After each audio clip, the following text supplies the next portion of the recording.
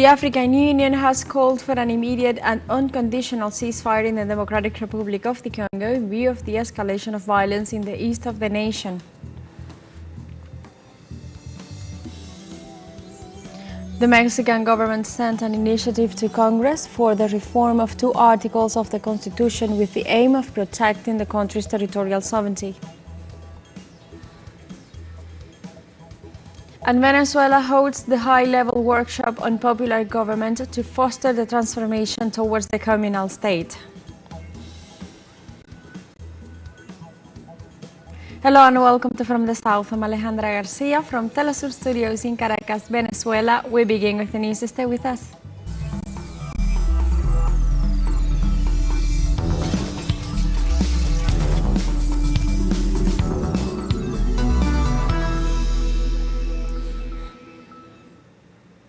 The African Union has called for an immediate and unconditional ceasefire in the Democratic Republic of the Congo in view of the escalation of violence in the east of the nation. The body also called for the withdrawal of the M23 movement, the Allied Democratic Forces, the Democratic Forces for the Liberation of Rwanda, and other armed groups currently operating in the territory. In addition, the African Union reiterated its full support for the sovereignty and territorial integrity of the Democratic Republic of the Congo and warned that it is deteriorating humanitarian situation that requires collective regional action. Furthermore, the bloc stressed there is no military solution to the conflict and called on the parties to return to the diplomatic channels to ensure the safety of the civilian population.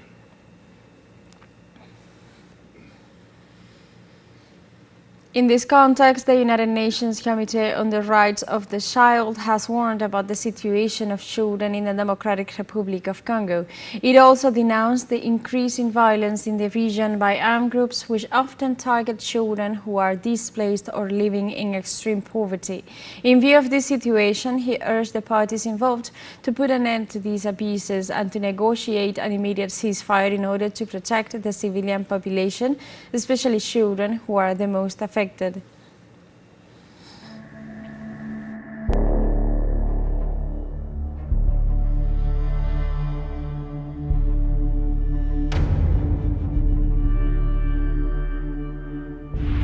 Lebanese resistance Hezbollah and the Amal movement rejected the presence of Israeli forces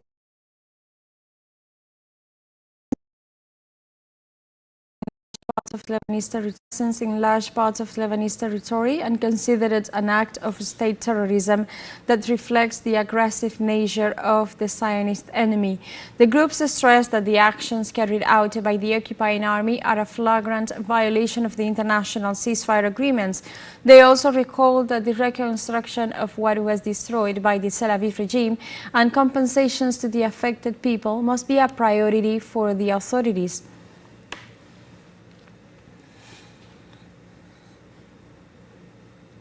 Israeli forces mounted Wednesday evening a raid, opening fire on several homes in the Farah refugee camp near Tubas in the occupied West Bank, claiming at least 3 Palestinians' lives. The occupation army kept with the corpses and justified their killings by claiming they were alleged wanted terrorists. On the raid, Israeli forces arrested 2 Palestinians. The genocidal ongoing offensive of the northern West Bank has pushed up to thousands the figure of displaced civilians. Jenin, its refugee camp, Tulkarem and its Nur Shams refugee camp had been some of the areas devastated by bulldozers that tore down infrastructure and soldiers who brought about more deaths.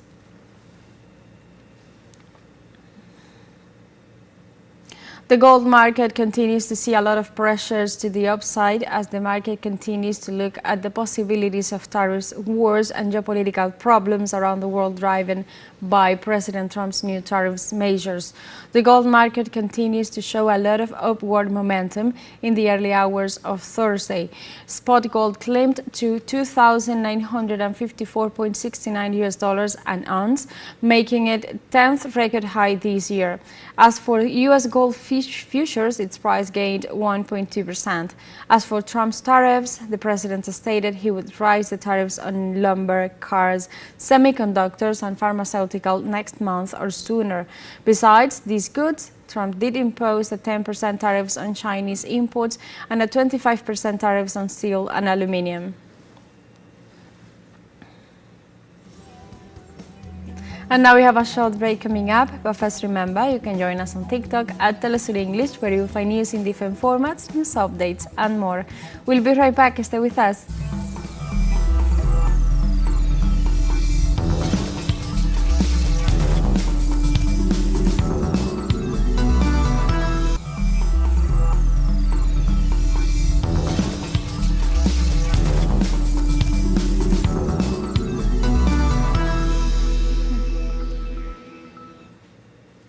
Welcome back to From the South.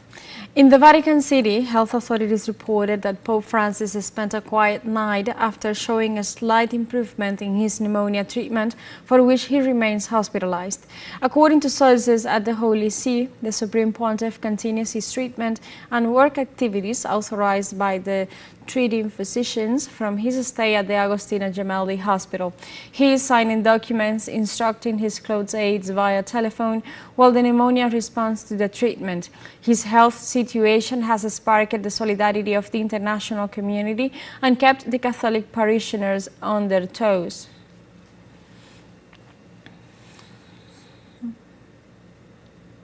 In Argentina, Catholics gathered on Wednesday night to pray for the health of Pope Francis in his native Buenos Aires. From the neighborhood of Flores, where Jorge Bergoglio grew up, the parish priest Martin Bordi responded to the call of the Argentine Catholic Church to pray for the Pope's recovery, who at 88 years old is hospitalized in Rome due to pneumonia in both lungs. The faithfuls, who share a special bond with the first Latin American head of the Catholic Church, listened quietly to the Mass and join in prayer. We are all very mobilized because, well, we are following minute by minute the reports, the medical reports. There is concern, but there is also a very nice reaction from the people of God, that is to turn to our temples and to pray for him. It is what he asks, what he always asked for, and also what we can do. Pray a lot for him so that he has peace, so that he has health and good, that he can make this journey in peace, especially in peace. But the people pray and ask a lot for him, permanently. In Uruguay, a general strike and mobilizations called by the Inter-Union Workers Plenary moves forward in solidarity with workers facing conflicts with companies.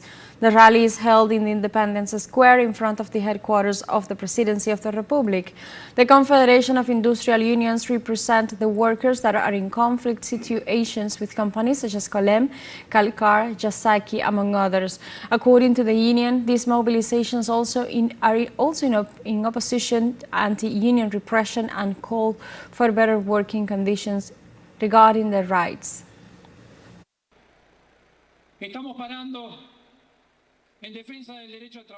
We are standing up in defense of the right to work.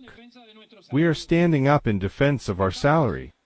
We are standing up in defense of our conquered rights, and against a model of inequality, a national model of national development that has shown its exhaustion, comrades and colleagues. In Panama, the People United for Life Alliance is calling for a march this Thursday towards the National Assembly to reject Bill 163 on the Social Security Fund. The protest was called after the release of 83 members of the Single National Union of Workers in the construction and allied industries who were arrested following confrontations with riot police. In this sense, the organization expressed that this new regulation aims to steal the resources of the Social Security Fund and hand them over to the banks and private pension fund management companies. Meanwhile, the Parliament is continuing a second debate to approve other regulations and aspects of the management of the state body in charge of pensioners.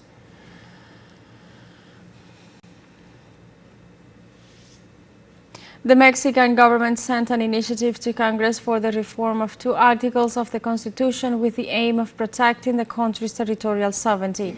During her morning conference, President Claudia Sheinbaum detailed that Articles 19 and 40 of the Constitution will be modified to clarify that any country, including the United States, can collaborate and work together with Mexico, but without interference or violation of the nation's sovereignty. In this regard, the articles will underscore that under no circumstances will interventions, meddling, or any negative activity coming from abroad be accepted. Furthermore, the measure indicates that in case of investigations, they will not move forward without first obtaining the approval of the Mexican state. We are submitting the following initiative to incorporate into Article 40 of the Constitution. The people of Mexico, under any circumstances, will not accept interventions, meddling, or any other act from abroad that is harmful to the integrity, independence, and sovereignty of the nation, such as coups d'état, interference in elections, or the violation of Mexican territory, whether by land, water, sea, or airspace. The government of Mexico also warned the administration of Donald Trump that it would not allow extraterritorial actions after declaring Mexican cartels as terrorists without prior dialogue on the issue between the two countries. Compartimos con el gobierno de Estados Unidos, We share with the government of the United States the fight against these criminal groups, particularly because of their empathy in the violence they have against our country, as well as obviously cooperating to prevent trafficking, particularly of synthetic drugs. Although all drugs are obviously illegal, but what we want to make clear in the face of this designation is that we do not negotiate sovereignty.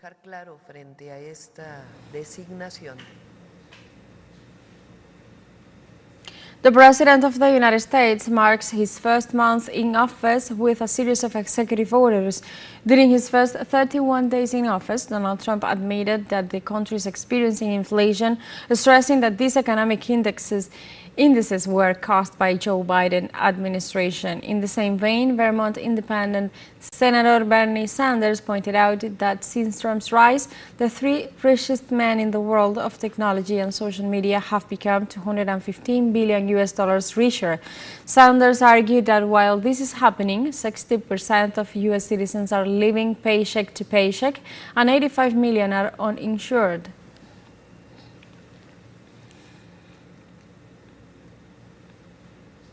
The U.S. President Donald Trump assured that he is willing to seal a deal with China and Russia to reduce the nuclear arsenal, describing as unacceptable the use of atomic weapons. The GOP leader said so on his speech at the Priority Summit in Miami, where he addressed both domestic and global issues. Trump ensured that he has held phone conversations with his counterparts of Russia and China, Vladimir Putin and Xi Jinping, respectively. The U.S. head of state advanced that they have a common vision about the risk of nuclear armament. In all, he warned that if a nuclear conflict were to break out in these times, it would be 500 times worse than Hiroshima and Nagasaki.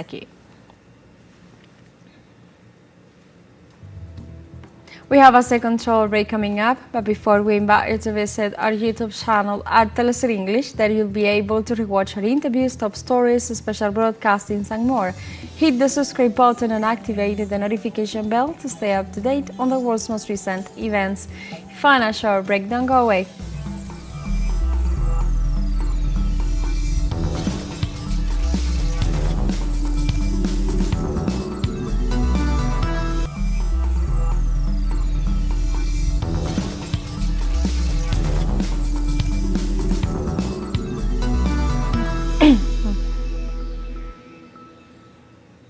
Welcome back to From the South. The government of Venezuela condemned the decision of the United States authorities to designate as terrorists different organizations, including the now extinct Tren de Aragua, a criminal structure that has already been dismantled in Venezuelan territory. Through a communique, the government of Venezuela stated that the organized crime group Tren de Aragua was, at the time, used by foreign agencies such as the FBI and the DEA for terrorist and destabilizing purposes against the institutionality of the Bolivarian Republic of Venezuela. In addition, it was used by sectors of the Venezuelan ultra-right to create chaos, destabilization, and violence in the country. It also stressed that the government of the Bolivarian Republic of Venezuela informs that within the framework of the Return to the Homeland Plan, it has requested the repatriation of a group of nationals who were unjustly taken to the Guantanamo naval base.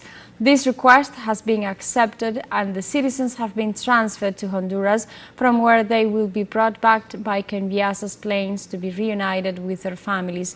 Venezuela expresses its gratitude to President Xiomara Castro and to the Honduran leader, ex-President Manuel Zelaya, for all the collaboration provided for the rescue of these compatriots.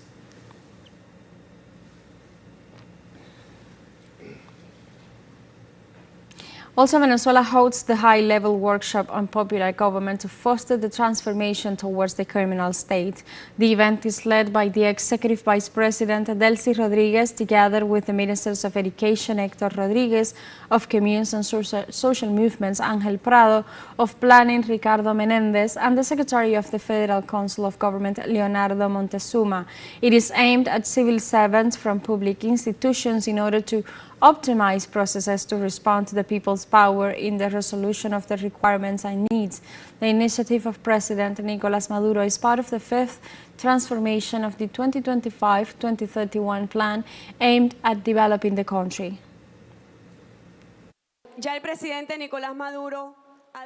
President Nicolás Maduro has already reflected extensively on where we came from and where we are heading to.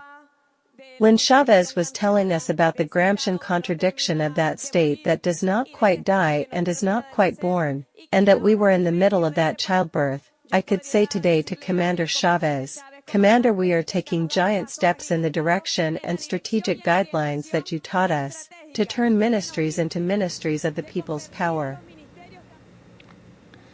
On the other hand, the Venezuelan Vice President highlighted that the people's power was the center of the Bolivarian socialism. The people's power, dear Angel, has been the compass of this process. The people's power has been and will be the North Star of our administration, and that is why I say, and I started saying, that this is an unprecedented activity, because it is a workshop for the strategic guidelines of the management and implementation of public policies in the territory, together with the people's power and the communal organization. Colombian authorities reported Wednesday evening several blasts targeting two police stations in Popayán, the capital of the Cauca Southern Western Department. The first briefing on these incidents unfolded that one of the explosives detonated in an immediate attention command, alias CIA, and the other did it in La Carceleta, an old headquarters of a school. Security forces had been deployed to the scenes to determine the causes and quantify damages. Earlier, authorities informed there weren't any casualties from the blast. However, investigations are underway to find the offenders. Right now, the police personnel are in the park, and in adjacent sectors of the park, making controls and verifying to try to establish if there was any use of a device such as a drone. It is still to be ruled out that it could have happened. At this moment, we further have explosives personnel inquiring into the area to determine if we have any additional elements.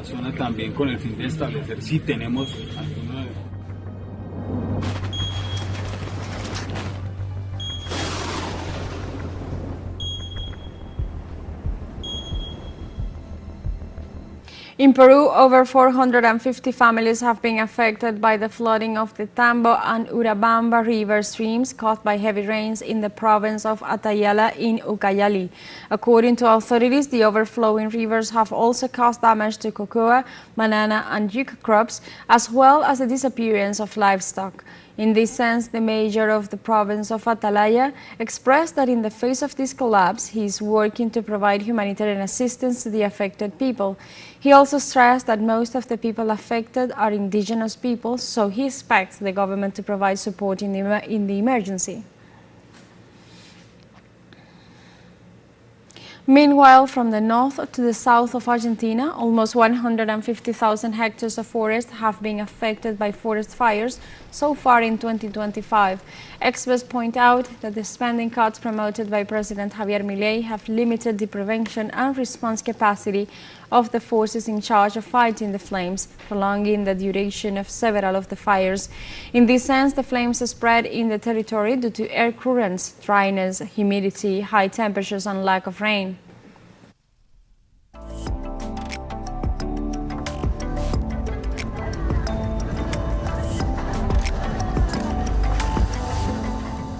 Acclaimed director Soleiman sees who is considered one of the pillars of the African cinema, has died at the age of 84. His daughter announced that Sis died on Wednesday, leaving a revolutionary legacy on cinema, spanning half a century that was marked by a commitment to African storytelling, deep humanism, and profound political engagement.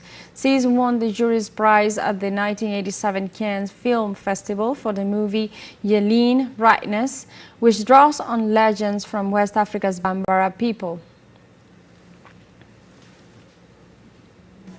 And like this, we have come to the end of this news brief, but remember you can find these and many other stories on our website at telesurenglish.net and join us on social media. We are on Facebook, X, Instagram, Telegram and TikTok as well. For Telesur English, I'm Alejandra Garcia. Thank you for watching.